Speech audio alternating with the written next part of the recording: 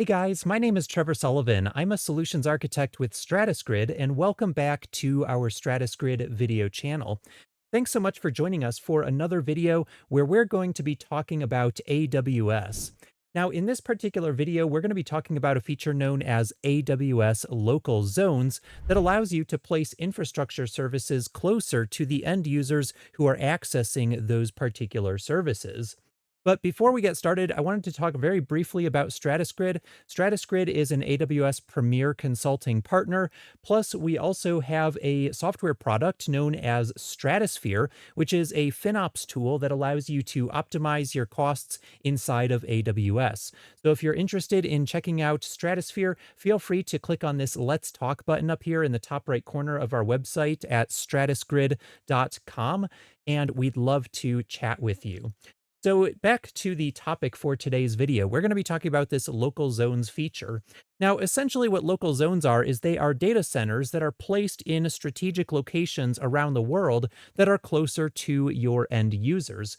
In fact, AWS even offers a feature known as dedicated local zones that can be specifically built for a particular customer or a particular community that needs private access to a dedicated AWS data center.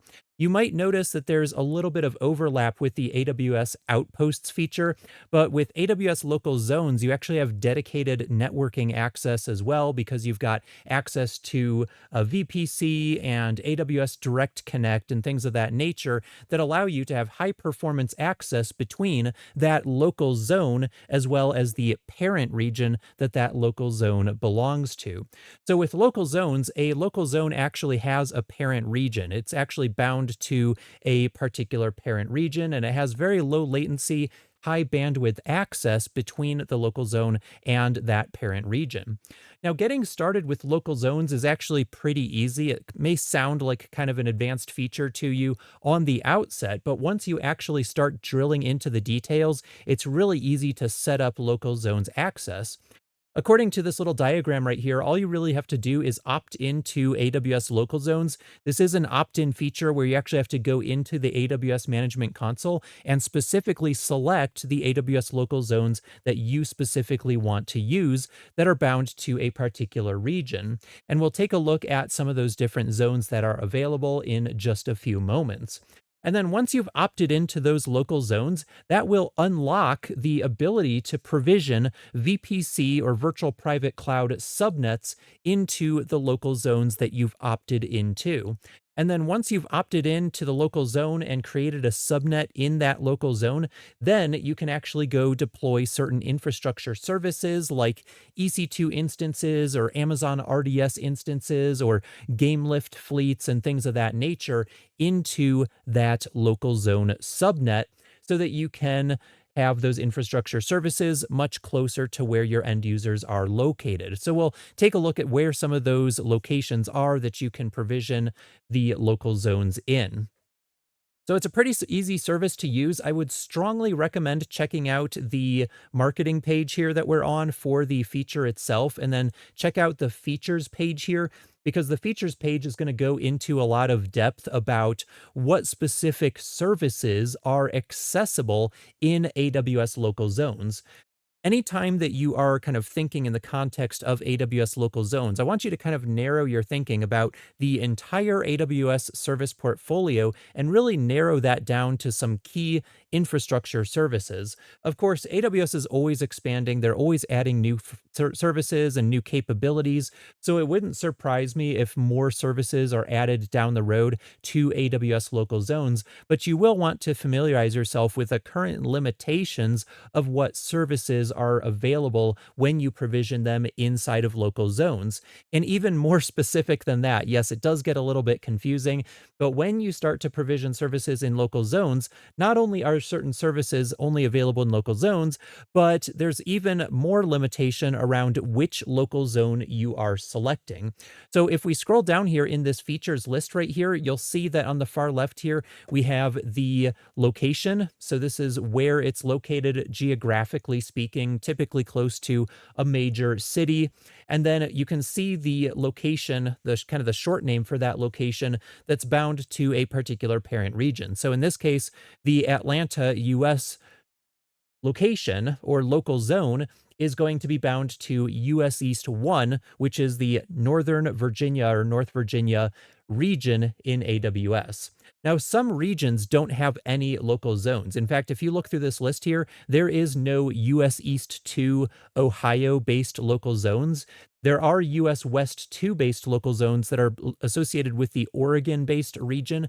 However, if you keep scrolling through here, there's also no US West 1 Northern California local zones as well. And of course, AWS could always change that in the future. They might add more local zones that are eventually bound to the Ohio US East 2 region or to the US West 1 Northern California region. But as of this video recording, there are simply not any local zones in those particular locations. We only have, at least in the US, US West 2 Oregon and US East 1 Northern Virginia as far as local zones go. But there are also other global local zones. So if we keep taking a look at this list here, we've got things like down here after all the US locations, we've got Auckland, New Zealand. That's part of AP Southeast 2. We've got Thailand, we've got Argentina, we've got Denmark, India, Germany, Finland, another one in India, Nigeria, Peru, Philippines, Oman, Australia, Mexico, Chile, Taiwan, Poland, and I'm sure there will be many more in the future. But as we look through this features list here, I want you to pay special attention to the specific features that are available in local zones, because even though EC2 is available in local zones, that's kind of the core capability, is the ability to provision EC2 instances or just virtual machines into a local zone. That's kind of the core capability that you have, aside from having things like VPC and direct connect access to these local zones. But very specifically, we only have access to certain EC2 instance families. Like in the Atlanta, US location here, we only have C6i, M6i, R6i, C6GN, and P5 instances. The P series is a GPU-based instances that are often used for machine learning with neural networks and things of that nature. So keep in mind that when you start to adopt a local zone, you'll want to make sure that you come back to this features page and actually reference which EC2 instance families are accessible in those locations. Don't go into Atlanta, US expecting to be able to provision a C7G ARM-based Graviton instance, because that's simply not available in the local zone at the current time. Now, if you're a large customer and you have a very specific need for an EC2 instance family in a specific AWS local zone that already exists, then you can always reach out to your AWS account manager or your technical account manager or your solutions architect that's aligned with your account manager and request that type of feedback from them, or provide that feedback so that they know what kind of feature you're requesting. And it's always possible that they could add that based on the amount of additional revenue that it could affect the AWS business with. So keep that in mind, that there are specific instance families that are accessible within these locations. But what this chart right here doesn't actually tell you, you actually have to drill further into the documentation to even find this out, is that even though certain instance families are available, like in Boston, US here, we have access to the T3 burstable class, that doesn't mean that every single EC2 instance type in that family is available in that particular local zone.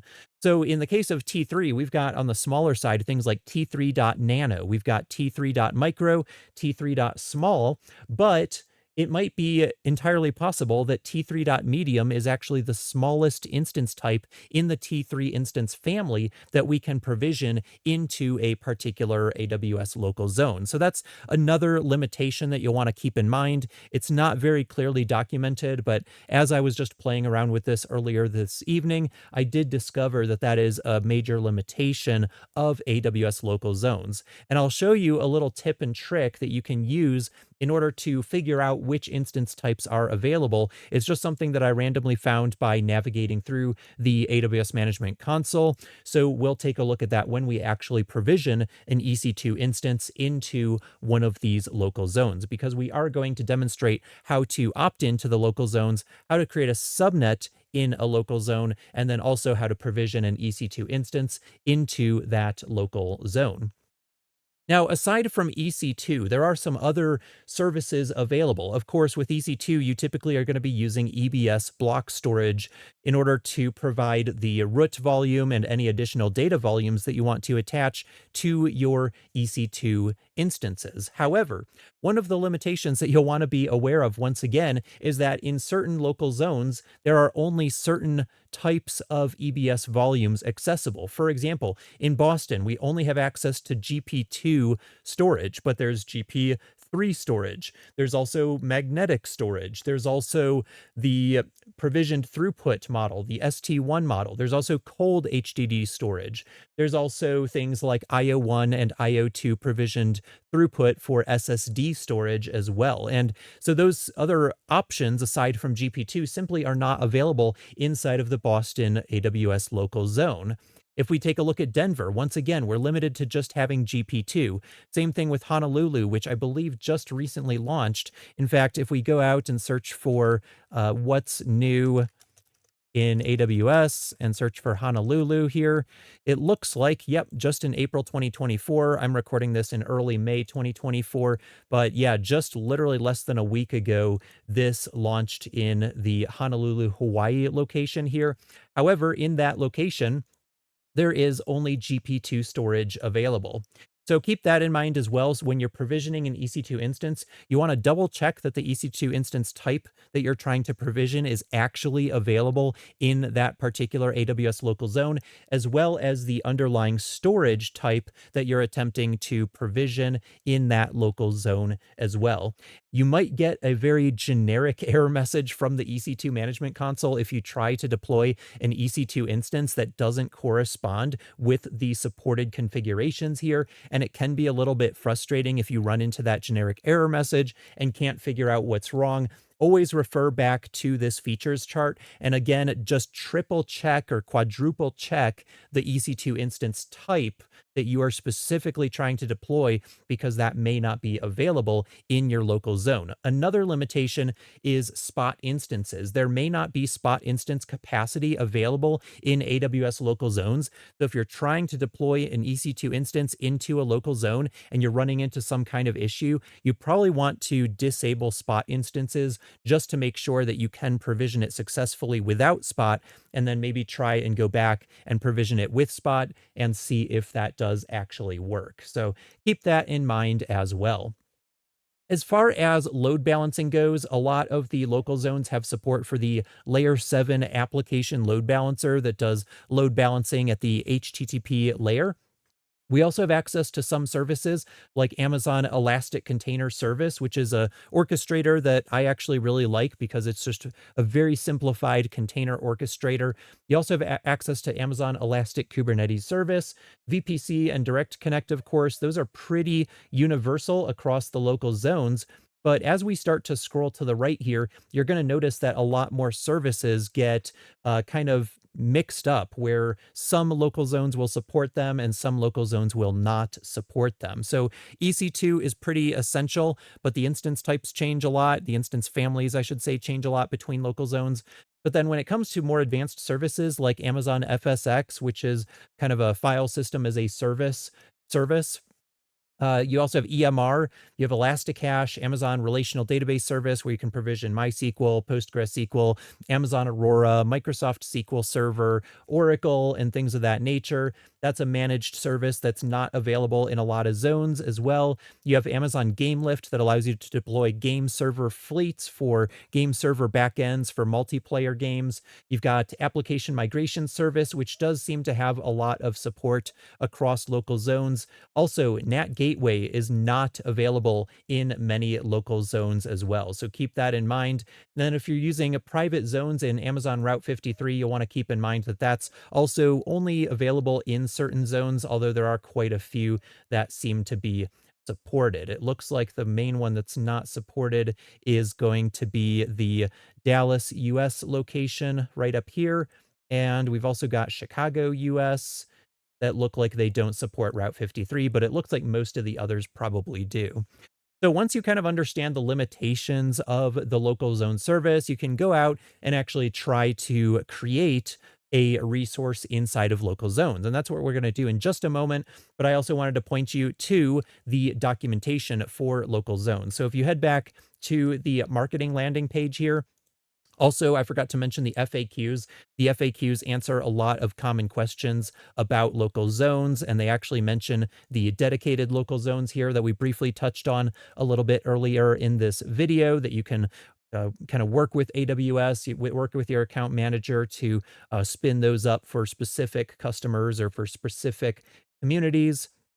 Also, the instance types, this is going to kind of show you that only certain instance types are available in local zones as well. So let's head over to the AWS Management Console and actually take a look hands-on to see how AWS Local Zones actually works. How do we opt in? How do we create a VPC subnet in a local zone? How do we launch an EC2 instance into a local zone? And what are some of the limitations, some of the error messages that we might come across when we try to launch those, right? So we're going to answer some of those questions right now. So let's head over to the AWS Management Console here. And for the very first thing, I'm going to head over to the EC2 Management Console. There's kind of at least two different ways, potentially more, that we can figure out which local zones we currently have enabled or opted in, which ones are still opted out, and then what local zones are even available, right? Because that could always change from time to time, and the documentation could potentially lag behind a little bit in certain locations, right? So if we head over to the EC2 dashboard here and we scroll down just a little bit, you'll see in the middle section right here, we've got this zones list. And you can see the zones that I currently have active. So I've enabled the Denver, the Phoenix, Arizona, and the Seattle, Washington locations. But then if I click on Enable Additional Zones, this is going to bring up a table of the availability zones in the region. So those are kind of the locations that are part of the standard AWS infrastructure, where you have the region, then you have your standard availability zones. But then down here, we have the local zones. And so we can choose these radio buttons here and then say, I want to enable or disable access to one of these local zones. As you can see right here, I've already activated the Phoenix location, the Seattle location, and then right up here, the Denver location. Also, if you go to actions here, you see manage zone group, and you might be wondering, well, what is a zone group, right? Well, there are certain locations that actually have multiple local zones. And the only one that I'm currently aware of that has that is the Los Angeles here. So as you can see, we've got LAX 1A and LAX 1B, and all of these are bound to the US West to Oregon region, which is where I'm currently navigating in the console there. So just keep that in mind. You might be looking at a different region that has different local zones available. But in LAX 1 or A and B rather, I can go to actions and then say manage zone group. And if I enable the zone group for LAX 1, that's going to enable both 1A as well as 1B. So there is this concept of not just individual local zones, but there can actually be a zone group that encompasses more than one local zone in the same city in the world, right? So keep that in mind. So this is one way that you can activate local zones if you'd like to. The other thing that we can do is go to the VPC console over here. So let's navigate to VPC and then go to let's do a search for zones. Over here in settings, you can see we've got zones right there. And then this interface looks a little bit different because this is the VPC console versus the EC2 console. They're two completely different consoles by different service teams. And so right here, you can see I've opted in to Denver. You can also see I've opted into Phoenix down here and Seattle as well. And then this actually differentiates. So these are what are called wavelength zones. These are different from local zones. So you can just go ahead and ignore those. And then, of course, down here at the bottom, we have our standard availability zones where we're opted in by default and we can't opt out of them because that's just part of the core AWS infrastructure.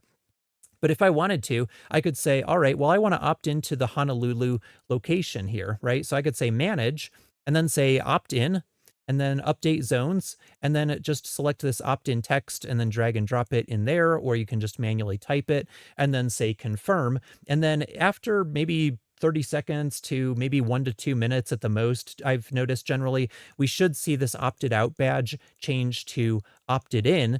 And then once we've opted in, at that point, we can actually create VPC subnets in the Oregon region in that local zone that we just activated. So this is kind of the first step of activating the local zones feature, is to opt in to the local zone that you actually want to use.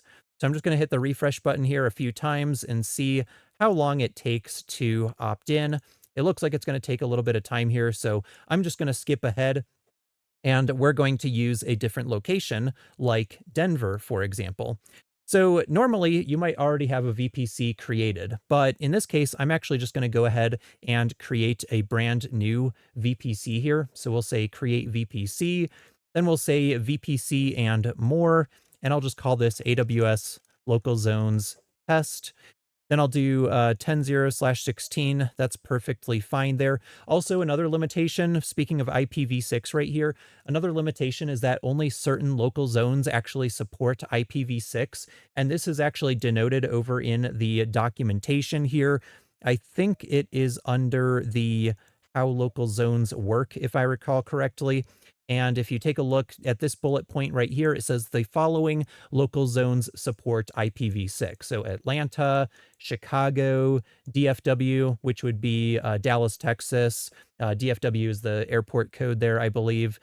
We've got IAH, not entirely sure which one that is, MIA, LAX, 1A, and 1B, and then Phoenix as well. So just keep in mind that IPv6 is not supported everywhere. I would strongly encourage you to use IPv6 if you can, just because it gives you access to a much broader public IP address space, makes connectivity much easier, so you can just focus on firewalls rather than having to worry about firewalls and natting. But that's kind of a whole separate discussion, right? All right, so for availability zones here, I'm just going to go ahead and choose one for now, one public subnet, one private subnet. And for NAT gateways, I'll just say put it in one AZ because we, of course, only have one AZ for our subnets here. All right, so let's do additional tags. I'll add an owner, Trevor Sullivan tag here, just so my other teammates know who created this. And then once we've created this base VPC, where we have a public subnet, a private subnet, a NAT gateway, an internet gateway, and just all of those base components that we need to set up a basic environment here, the next thing that I'm going to do is go back into that VPC and then create a specific subnet in one of the local zones that we have activated. And by now, it's very possible that the Honolulu location has actually been activated. So we'll see if that option is available. So I'm going to go ahead and just let this run in the background here. And we're going to go back to the VPC console right over here. So if we go to your VPCs, sure enough, you can see that we've got this new AWS Local Zones Test VPC. If we go to subnets right here, you can see that we've got the AWS Local Zones private and public. And if we take a look at the availability zone, you can see that we're just using the standard AZ1 here, right? So we're not using a local zone for this particular subnet. So all I need to do is come into the VPC console and create a new subnet in the existing VPC. Remember, a subnet has to belong to a VPC. So I'm going to choose the AWS Local Zones Test VPC that I just created here. And then for the subnet here, I can choose a specific availability zone. And now you can see I've got Denver, I've got Honolulu, I've got Phoenix, I've got Seattle. And so these are all of the AWS local zones that I've opted into inside of my AWS account configuration, either in the EC2 console or in the VPC console. So this is how I can actually initially see which ones I have activated here. So let's go ahead and choose the Honolulu location here. And then I'm going to also just come back to the VPC console here and take a look at the subnets that have been created here. So I can see the CIDR blocks. So it looks like it used 10.0.0.0/20 and 10.0.128.20. So that should allow me to use something like, let's try 10.0.128, 10.0.128.0/20. And of course, that's already used. So I'm just going to go increase that by 1, and that'll give me 10.0.144.0/20. And then I'll call this Honolulu 01. All right. And then I'll just give it another owner tag here just to keep things consistent with my other VPC resources. Then we'll click on create subnet. Awesome. So now we have a private subnet. And if we take a look at the route table, we are probably just going to have the default route table that does not have a route out to the internet. So what I'm going to do is, because the wizard over here created my route table for me for a public subnet, I'm going to go ahead and assign my public route table, so AWS local zones test public, and that's going to allow me to route traffic through the internet gateway, and that way I can have a publicly routable IPv4 address associated with my EC2 instances in this local zone subnet here. All right, so that's everything that we need to do as far as VPC configuration goes. We opted in, we created a new VPC, we created a subnet in that VPC that's associated with a local zone, in this case, Honolulu. And if we scroll over here just to prove to you, this is in availability zone USW2 HNL1-AZ1. So that is in Honolulu for sure. So now we can go over to the EC2 console here and launch an EC2 instance into the Honolulu, Hawaii location. So that way, if I have a whole ton of end users in Hawaii somewhere and they have really high speed and low latency access to the Honolulu AWS data center, then I can provision an EC2 instance, install an application on that EC2 instance, and those users should have really high performance access to that application without having to traverse the Pacific Ocean to a different location. Or if they're lucky enough to have Starlink, they could go directly up to a satellite and then come back down. But as you can see, there's a lot of customers that don't have Starlink probably. So if they have a local landline, like a fiber connection or a copper connection over to that data center, then they can get fast access. So let's go to launch instance here. I'm going to choose just Ubuntu as my operating system here because that's what I typically use. And then for the instance type here, this is where I want to show you how you can see which local zones are supported for a particular instance type. So when I pull this down here, I'm actually going to start by looking at the features list here. So let's go to the Honolulu, Hawaii location down here. And as you can see, we've got T3, we've got C5D, R5D, M5, and G4DN. G4 is another GPU-based instance type. But I'm just going to focus on the inexpensive T3 instances right here. But if I were to try to launch, let's say a T3 dot, let's say Nano, right? That's the smallest with 2 virtual CPUs and half a gig of memory. This actually is not going to work. And I'll show you what it looks like when we try to provision that. So I'm going to say use no key pair. For the network settings, I'm going to choose my local zones test VPC. And then I am going to choose my Honolulu 01 VPC subnet here because I want to specifically put this EC2 instance into that Honolulu local zone. So I just make sure that I choose the correct VPC subnet there. Then I'll choose the default security group for now. And I'll also check off to auto assign a public IP because we enabled the route table that allows me to route traffic through an internet gateway. So I can assign a public IP and directly access that across the internet. And then we also have GP3 storage selected here. But if we check out the documentation here once again, only GP2 is available, right? So by default, the AWS Management Console is actually selecting GP3, but I can tell from the documentation for AWS local zones that that configuration is actually not going to work, right? But we're going to leave that for the moment. As you can see, we get this warning down here that says GP3 volumes are not supported within local zones unless I choose a local zone that does support it, like Houston, for example, right? So we actually do get some immediate feedback there. So I'm going to change that down to GP2. And then down here under advanced details, I'm just going to choose an instance profile here.